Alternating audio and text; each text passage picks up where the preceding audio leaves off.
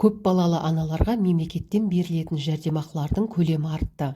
Одан бөлек көптеген жеңілдіктер қарастырылған.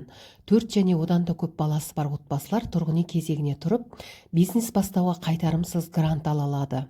Тіс емдету тегін, тұрғын үй кезегіне тұрып, баспана алуға мүмкіндігі бар.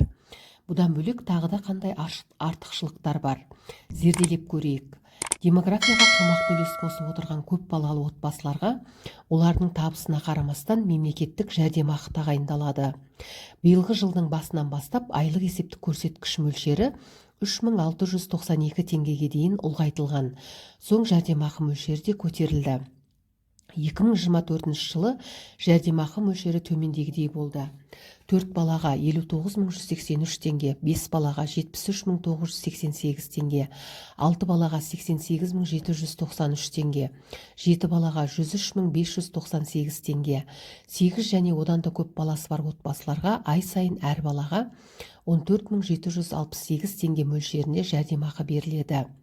Жоғарыдағы санаттардан басқа алтын алқа, күміс алқамен және басқа да ордендермен марапатталған көп балалы аналарға бөлек жәрдемақы тағайындалады. Алтын алқа, күміс алқалармен марапатталған немесе бұрын батыр ана атағын алған, бірінші және екінші дәрежелі ана даңқы ордендермен марапатталған көп балалы аналарға ай сайын 6,4 айлық есептік көрсеткіш мөлшерінде мемлекеттік жәрдемақы төленеді. Осы санаттағы аналарға тұрғын үй кезегіне тұрып баспана алуға мүмкіндігі бар. Бұдан бөлек көп балалы аналар тұрғын үй коммуналдық инфрақұрылымды дамытудың 2023-2029 жылдарға арналған тұжырымдамасы шеңберінде жылдық 2%-дан 5%-дан аспайтын сыйақы мөлшерлемесі бойынша әлеуметтік кредиттік тұрғын үйді сатып алуға мүмкіндігі бар.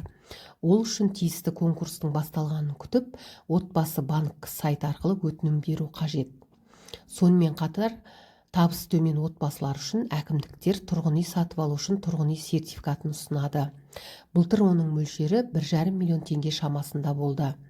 Кезекте тұрған көп балалы отбасылар пәтердің жалдау ақысын субсидиялай алады. Бұл ретте отбасының соңғы 6 айдағы жиынтық табысын оның әрбір мүшесіне шаққанда ең төменгі күнкөріс деңгейінің 1 еселенген мөлшерінен аспауы тиіс.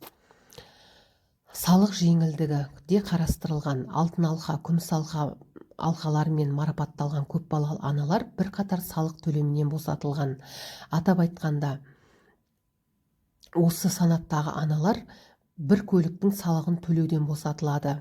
Батыр ана атағына ие болса, алтын алқа алған көп балалы аналар тұрғын үй қоры иеленген жер учаскелеріне салынатын салықты төлемеуге құқылы. Үй жанындағы жер учаскелеріне салынатын салықтан босатылады. Нотариалды қызметтерге жүгінгенде мемлекеттік баж салығын төлемейді. Сонымен қатар 8 наурызда сондай-ақ қарттар күнінде көп балалы отбасыларға 2,5 айлық есептік көрсеткіш көлемінде бір реттік жәрдемақы төленеді. Сондай-ақ осы санаттағы аналарға бизнес бастауға қайтарымсыз грант беріледі. 2021-2025 жылдарға арналған кәсіпкерлікті дамыту жөніндегі ұлттық жонбас шеңберінде халықтың әлеуметтік осал топтарына жататын азаматтарға, оның ішінде көп балалы отбасыларға жаңа бизнес идеяларды іске асыру үшін грант беріледі. Тегін медициналық көмектің кепілдік берілген көлемі шеңберінде стоматологиялық қызметтер халықтың әлеуметтік жағынан осал жекелеген санаттарына ғана қолжетімді. 18 жасқа дейінгі балалар мен жүкті әйелдер күнделікті стоматологиялық қызметі тегін ала алады. Тістегі қатты ауырсыну 10 санаттағы азаматтарға, соның ішінде көп балалы аналар, атаулы әлеуметтік көмек алушылар да тістерін тегін емдетуге мүмкіндігі бар. Көп балалы отбасылардан шыққан оқушыларға қандай жеңілдіктер ұсынылады? Көп балалы отбасыдан шыққан балаларға жаздық лагерлерде тегін демалады. Мектепте тегін ыстық тамақпен қамтылады. Тегін үйірмелерге қатыса алады.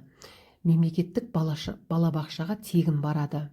Сондай-ақ Астанада жер үйде тұратын көп балалы отбасылар көмір алу үшін өтемақыға өтінім бере алады.